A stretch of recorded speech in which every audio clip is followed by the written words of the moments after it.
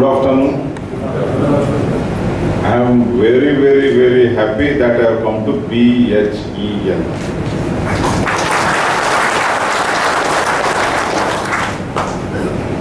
See,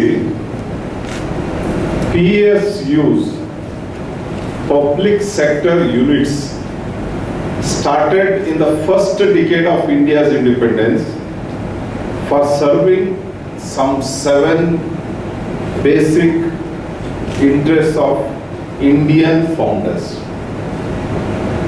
Number 1, to bring out indigenous technology to Indians, to unite the Indian peoples irrespective of their background, to provide employment, to generate economic activities, and such wonderful basic principles are forefathers of India's foundation they had. And as a result of this, so many PSUs were built across India, and some have got global presence also in various other countries, and they have brought very good name for India wherever they are working, whether they are working in Trichy or in Kashmir or in Dubai or in America, anywhere. I tell you, I worked for 3.5 years in Coal India Limited. I was also a proud PSU worker for 3.5 years. And I keep calling myself, I am basically a miner. M-I-N-E-R, miner. That too, कोयला खदान में काम करने वाला, कोयला का मलबा उठाने वाला miner. And I'm so happy that I worked as a miner for 3.5 years. I tell you, this fraternity of PSUs and working in a PSU, it gives you such a nice bonding. You would be cherishing throughout your life, whether you are inside PSU or outside PSU, or you are above the PSU or below the PSU. It's a fact. Most of you, once you come into PSU, the last thing you would ever think of is leaving the PSU. That is because of the environment it provides to you for your growth, for your self-reliance, for your dreams to fulfill. I'll tell you, as an engineer, if you work in a PSU, you can implement your ideas, your philosophies as an engineer without fear, very frankly, and also very profitably for the PSU wherever you work. And the same thing we can't say about some other sectors, where, especially the private sectors, where an engineer is expected to do something within the framework of the organizational goals. And I'll tell you one thing, definitely your personal goals should not clash with the organizational goals, that is for sure. But some of the engineers who have worked in PSUs have excelled in such a manner. They have brought such good merits to the PSUs, to the country, and they have become stalwarts. I would like to say here, I would somehow bring and put him also as a PSU worker. That is our late Abdul Kalam. See, he was working on some material science. He bumped into such one material, he gave it to the Jain Association, by using which they started making these artificial limbs. Otherwise, before that, people had to carry heavy artificial limbs, and because of the Abdul Kalam, the artificial limbs became very, very light. And I'll tell you, I keep talking to the engineers because plenty of my friends are engineers. I keep asking them one question: do you use your hands or your brain? And I'll tell you, whoever answers, you have already answered this question in your mind, you need not publicize. Those who say that they use their brain as engineers, most of them have failed. The engineers who have used their hands, their legs, their body, they have prospered. They are the ones who have contributed to the units wherever they have worked. I'll just give an example. You can equate this small story with your own lives or your lives of your friends. A friend of mine was working in a very good electrical company in Bangalore. He was very fond of working physically. He used to lift the equipments, he used to carry the equipments, he used to fit the equipments, and he was an electrical engineer from Jawaharlal Nehru Engineering College, Shivamogga.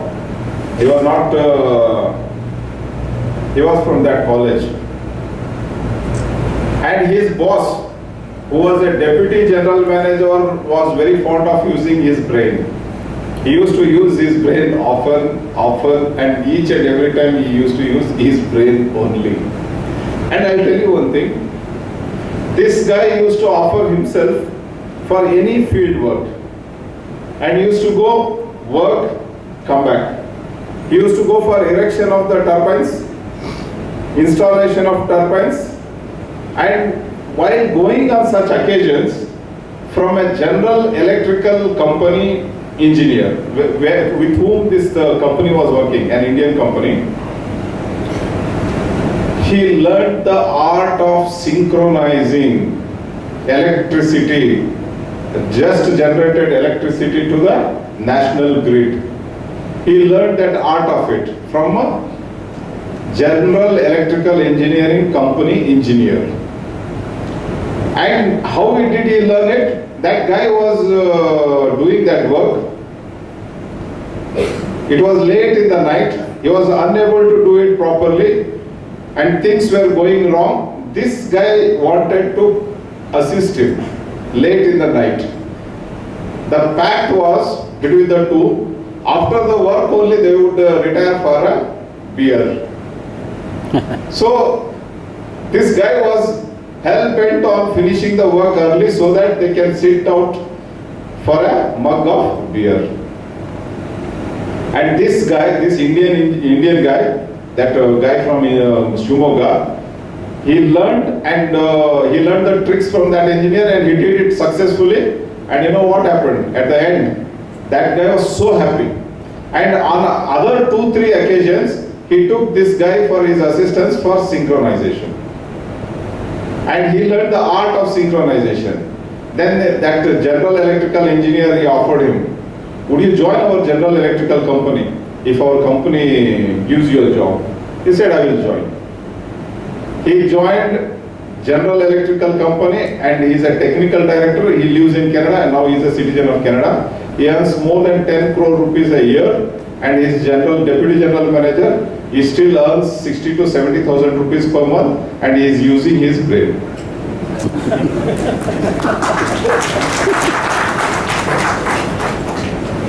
See, I'll tell you, no matter No matter in which rank you are,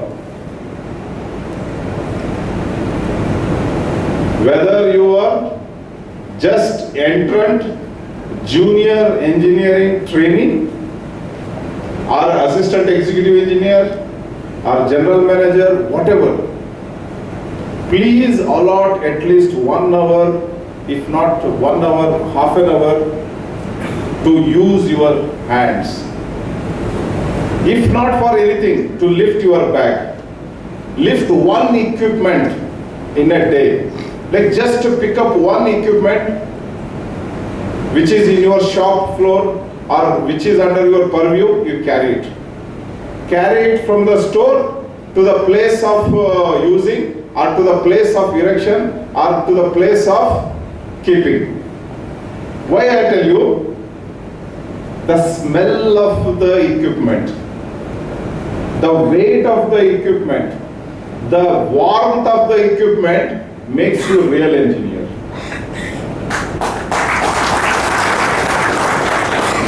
As long as you have not seen it physically, handled it physically, you will not understand what it is. You may keep growing up in the ranks, in the organizations. I'll tell you one thing. This applies to Indian Army. This applies to Indian Police also. No matter in which rank we are. Now I am by rank I am Inspector General of Police. By rank. But at times I carry my weapon myself. I carry my helmet myself. I carry my body protectors myself. I drive the car myself.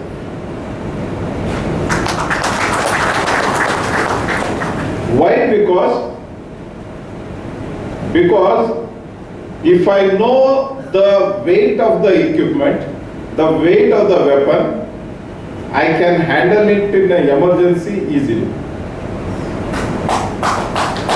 If not every day, at least once in a year, every IPS officer, every constable, every officer in the Indian Police is supposed to do all these activities at least once in a year. We are doing, we will be doing till our retirement, and maybe after our retirement also, whenever we are called for doing that. And I think our engineers also have to follow this. And it is very, very good principle to do this. Now, who is an engineer? It's a very basic question. Who is an engineer? You have your own answers. Again, we need not publish those answers here. I will publish my answer because I have been called to publish my views. Engineer is that simple person who invents ways and methods by available instruments, tools, materials around him to do any work easy for himself, for the people around him, and people who would be using in the future elsewhere. For them, he is making the work easy. He is the engineer. And if anybody is making this easy task tough, who is he? He is not the engineer, he is using his brain. I'll tell you, when the ice breaking session was going on in the National Police Academy, you might be having an ice breaking session when you join the organization in the beginning. We had such an ice breaking session. In the ice breaking session, we know each other. We know our batchmates. Then we were told to perform a task. The task was to answer some 4 questions. 4 questions. Pictorially, we had to answer.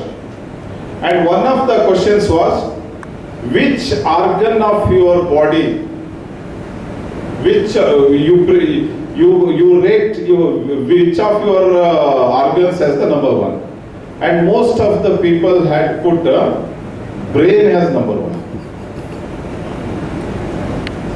And I'll tell you one thing, even I had put brain as number one. And over the period of time I realized brain has less to do with our ability.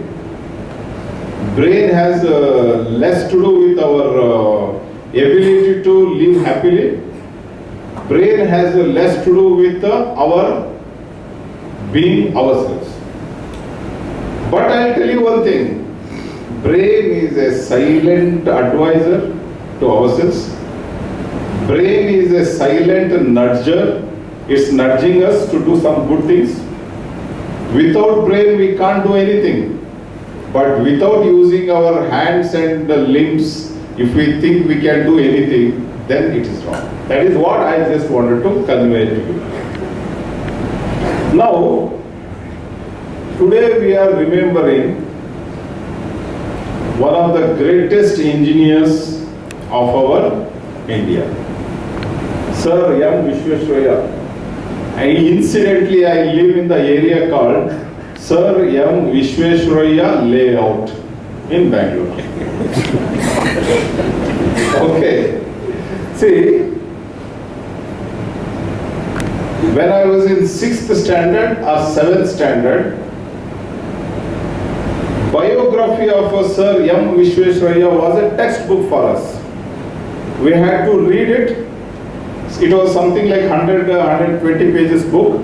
We had to read it, understand it, and answer some questions in the annual examination and pass that. I'll tell you one thing, these autobiographies are also very funny sometimes. And lot of things are written in the autobiography, which if he had lived would not have approved, himself would not have approved. Some of the pages in that book you would have definitely removed it. One of them, in my opinion, is, it was written when he was a small child. He used to sit under the street light and read the books. He was born in 1860. Our streets got electricity in the year 1905. At that time he was 45 years old. I raised this issue. Then they said they were using some kerosene lamps. Then I searched the history of kerosene in India. History of kerosene in India is much later.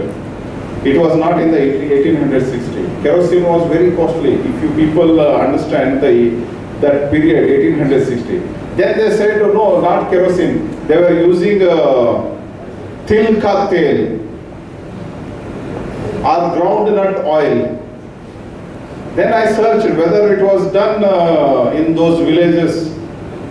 I found out it was not done in Mudde Bihar village. Sorry, Muddenahalli village. It was not done. It was done in very big towns like Mysore and Bangalore.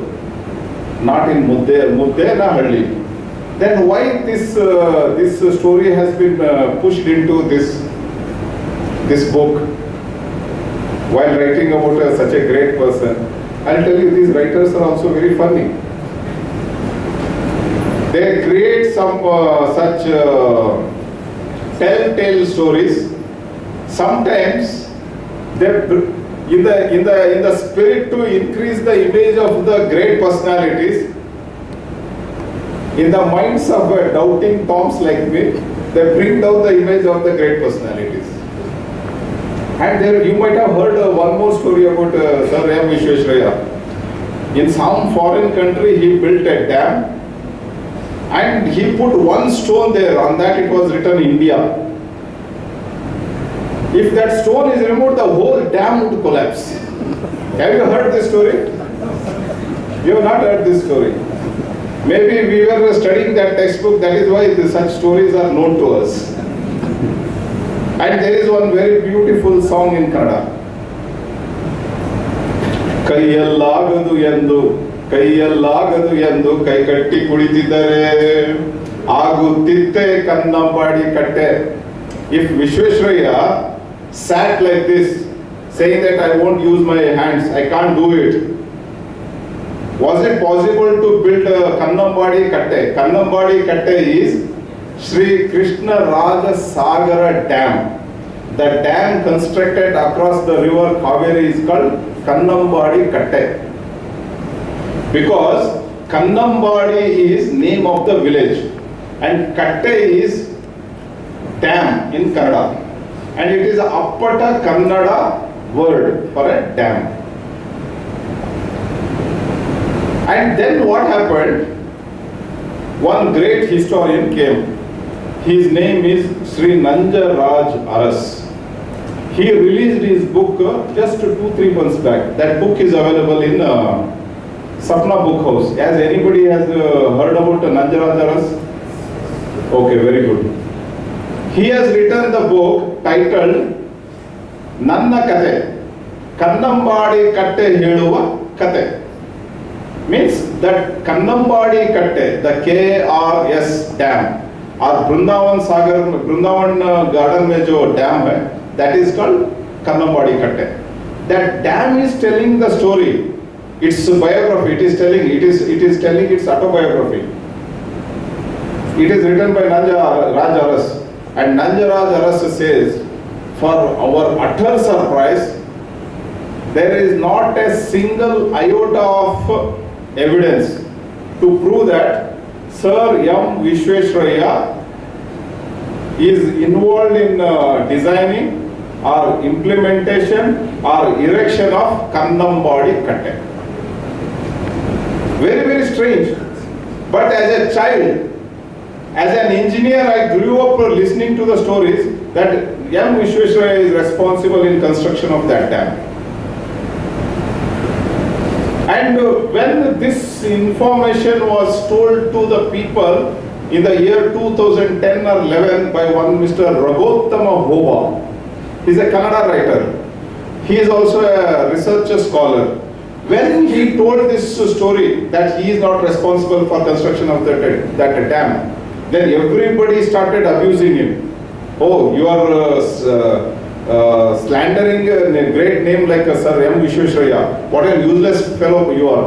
Being a Kannadiga, you should keep his name very high. You should not talk like that. It was not constructed by the Britishers. It was constructed by Sir M. Vishveshwaraih.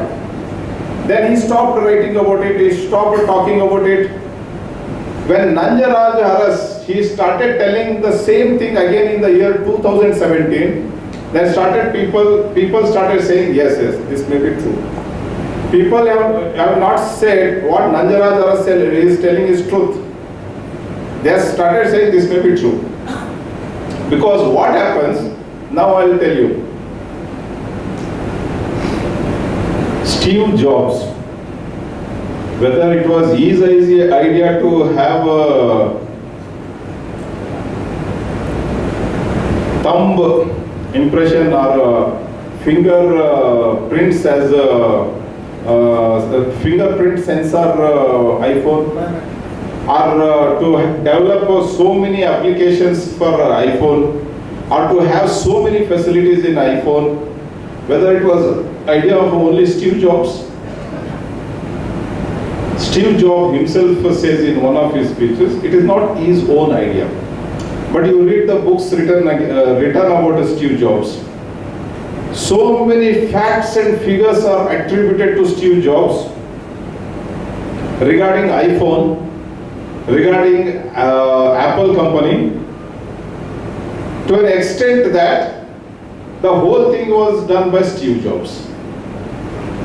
But I'll tell you why I'm thinking. We have a lot to learn from here.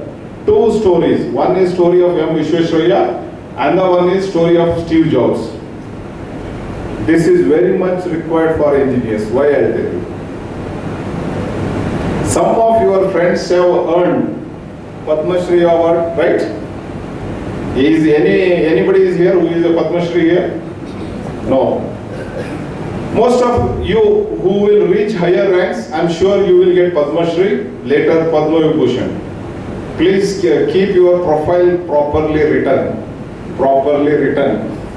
Not by others, by yourself. Yourself. I'll tell you one thing. In the year 2005, I went to NITK Surathkal as a chief guest for the ring ceremony. Ring ceremony is a ring, a silver ring is given to each and every passing out student in Surathkal, NITK Surathkal, by the college itself. Silver ring is presented. On that it is written NITK, the year of passing out. For me, I have that ring, KRAC, I am passing out year, that is 1993, it is there. It is the most memorable memento that we cherish, and I have kept it safely at home. I went for that ceremony in Surathkal. One professor was reading out my biography, small introduction about me. He was telling to the students. Huge audience was there in the students' activity center. I was getting embarrassed at each and every sentence he was telling. He was telling Nanjundaswami is a voracious reader. I was not voracious reader, I was a reader. Nanjundaswami is a prolific writer. I was not a prolific writer, I was a writer. Nanjundaswami has got a huge library. I didn't have a huge library, I had a library. I was embarrassed. I felt that professor has talked very high about me with love and affection. Today I am embarrassed because I am not fitting into what he is saying about me. That time I was only 35 years old. 35 years, 2 months old. I decided on that day.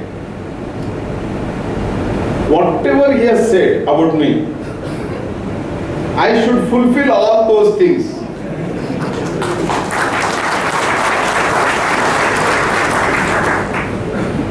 I should become a voracious reader. I became voracious reader. I have to become a prolific writer. I became a prolific writer. I should have a huge library. All those books which I had thrown out here and there, I arranged properly. I bought lot of books, many books. I referred them, and my library became very huge. This hall, my library is almost this size. Hall library are bigger than this in my home. So why? Why? Because, and he had used the word. He is widely travelled across the globe, he said. I went to only 2 countries. That was, one was Nepal and the other was Bangladesh. Then I thought, oh God, this is not the way my profile should be. You understand, sir? Madam? Then I started thinking, yes, I should be global. I should go globally. I should be widely travelled person. Then I started filling all those things, fitting into those things. When a writer writes about a person, out of enthusiasm, out of love for the person, he writes all these good things. Thus, some 3-4 stories about Vishveshwaraih have cropped into his biography. You, while reading that biography, may feel these are wrong. But don't feel all that is written is wrong. He was a great engineer. We all are proud of him. He was a very, very great hydraulics engineer. We all are proud of him. And he was a great Diwan of Mysore. We all are proud of him. He was a great administrator. He was the founder of so many institutes, organizations, factories, and we all are proud of him. And we all are beneficiaries of his works. As a child, I grew up in Mandya, grazing cattle, working in the paddy field. And the canal which was providing water to our paddy fields was also called Sir M. Vishveshwaraih Pickup Nale. Sir M. Vishveshwaraih Pickup Nale. And I'll tell you, how many people would get such great name for himself. Now I will come back to you people. You might be having friends in ISRO. You might be having friends in ISRO. You might be having friends in BARC also, Baba Atomic Research Center. Most of the years, invariably, most of the years, one or two scientists from these institutes would keep getting Padma Shri, Padma Vibhushana, all that.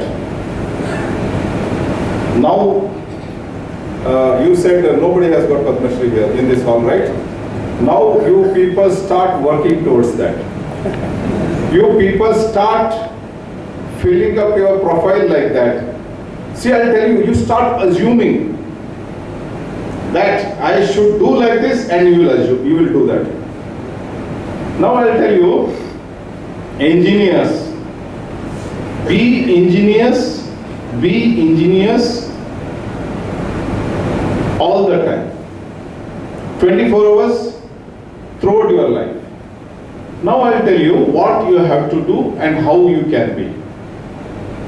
Most of you people have hobby of reading newspapers every day in the morning. Most of you people read novels. Yes? Loud yes? Okay. Most of you people gossip. Loud yes? Yes. Most of you people are very fond of good biryani. Yes. Yes. Now, I'll ask one simple question. In your kitchen, there are items to make biryani? Yes. In your house, you subscribe to the newspaper every day? Yes. And you subscribe to the gossips from various columns of the society, from your wife, your children, your neighbors, your colleagues? Yes. All these things would hardly make you engineers. How many of you have garages at home where you work and construct some new equipment? Do you have? Has anybody having a garage at home? Not for keeping a car.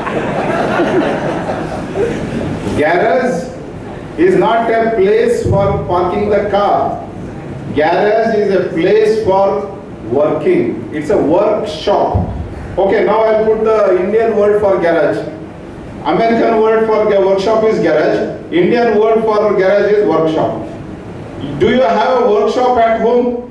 For engineering workshop, do you have? Do you have a carpentry shop or workshop at home?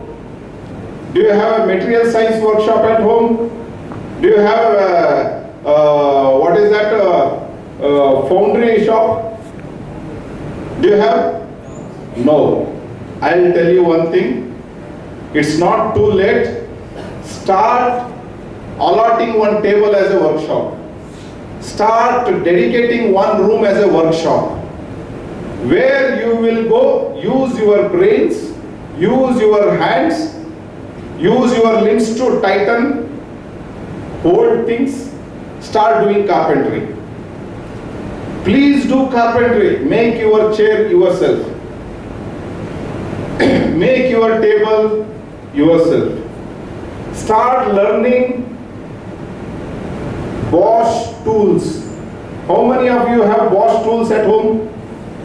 Very good. Most of you have. Whenever the worker comes, you will say, take this, please do that. Isn't it? Now I'll tell you, start using each and every tool which is there in the Bosch tool kit. Start using it yourself. Go to a place where wood is sold, wood planks are sold. Bring them. Use the Bosch tools. Make holes. Tighten them. Tighten the wood pieces together. Make your furniture. Go to the old in this KR market, bring used tools, used waste, whatever, second-hand tires, second-hand handles, whatever, vehicle spare parts, assemble them, make one vehicle for yourself. Why I am telling you? Or if you are interested in electronics, get the tools and start making yourself the chip that you want. Start making the programs at home and put the program into those chips yourself in your home. Why I am telling you? You might have heard, you are already knowing it, that India doesn't get Nobel Prizes. India doesn't get Nobel Prizes for physics, chemistry, science and technology. It gets a Nobel Prize for protecting cheap street children, for protecting women from being sold to prostitution. For all wrong reasons, India gets Nobel Prizes. For all wrong reasons. Why can't we think of getting one Nobel Prize for ourselves, for our BHEL, for our India? When you engineers are sitting and gossip about engineering. Don't gossip about the new car that he bought. Don't gossip about his clothes. Don't gossip about his relationships. His or hers. Start talking about engineering. Keep that engineering blood flowing in you throughout your life. Do you commit to engineering like this? Do you commit? Yes? Yes? Loud yes or slow yes or my God? Loud yes? Yes. We'll say yes, okay. Yes! Yes. Okay. Now I'll tell you, please make one workshop. See, I'm a writer. I wanted a library. I have got my library. It is always in my mind. What a sad thing that I don't have a workshop. In my childhood, I had a workshop. I had a trunk of workshop. I used to keep some wires, screwdrivers, nuts, bolts, electrical batteries, dynamos. I used to make some things. Like whenever Ganesh used to come to our home, I used to make the wheel rotating behind him using a small dynamo and cell. And that was my workshop work. And once my father, mother went for a movie, before they came back, I had made one city. I had one switch, and if a switch is put on, like the city used to glow. And my father came, he asked, what is this? My mother was ready to beat me because I had done all the whole floor dirty. My father asked, what is this? He said, I have built a city. This is a water tank. This is a school. And this is a railway station. This is a bus stop. And this is the electricity center. And if I switch on here, all these things will get electricity. Otherwise, nothing will work. My father was very happy. And I used to do this work before I went to engineering college. I'll tell you one thing, most of our children, most of us were engineers before we went to the engineering college. And slowly and steadily the engineer in us started disappearing. In the engineering college, that romantic poet in us came out. The English orator in us, he came out. All those personalities, all those great personalities who had hidden in us, they started coming out semester-wise. First semester, romantic poet came. Second semester, English orator came. Third semester, the research scholar who writes only articles and nothing else, and who knows nothing beyond writing articles came out. And fourth semester, vagabond, who wants to go around the India came out. Who wants to see the collieries in Singarni collieries, Neyveli Lignite Corporation, Hatti gold mines, he came out. But hardly I see, even after I finished my engineering, that real engineer did come out of me. You understand?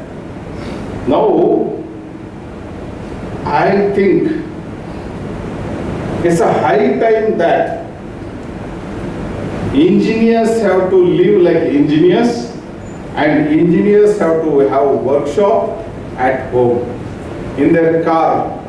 Now I'll tell you, who some of the great pop singers,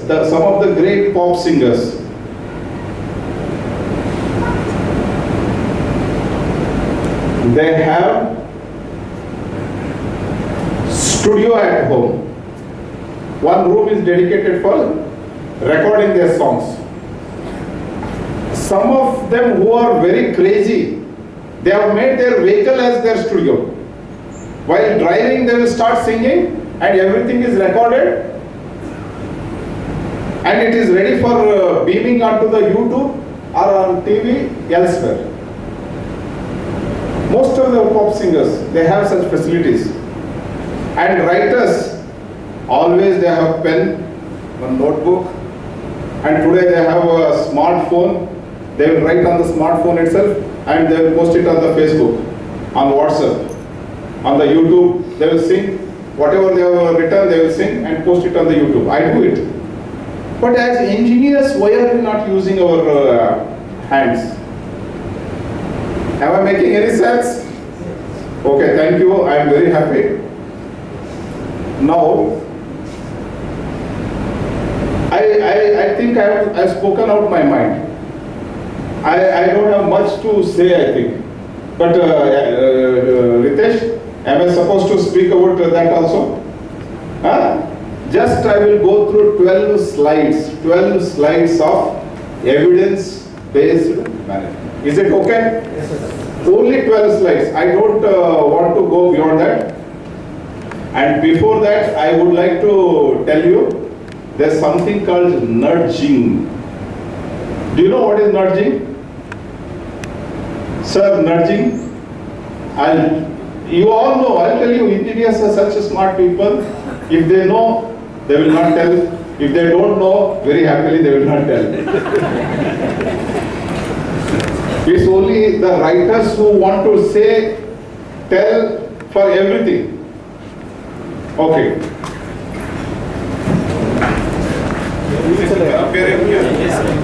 It will come. Okay. That book also. See, most of your works, okay, thank you very much. Most of your works can be done through your subordinates, your children, the people who work for you, without telling anything to them. You can tell them orally and get the work done, and without telling anything also you can get your work done. And without telling anything, if you get the work done, that's called nudging. You remember? Thank you very much.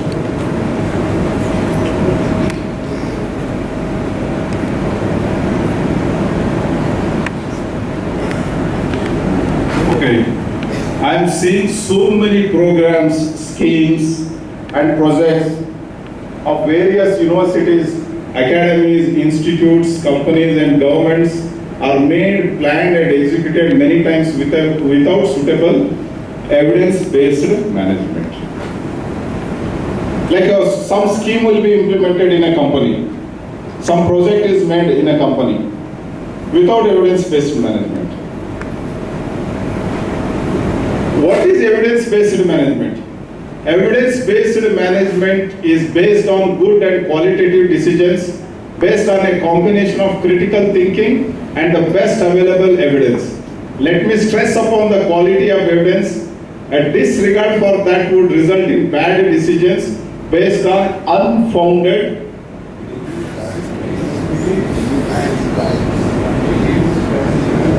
that would result in bad decisions based on unfounded beliefs, fads and ideas. Any program, scheme and project planned and executed for the benefit of anyone or targeted community or society based on researches, surveys and scientific reasons is called evidence-based management.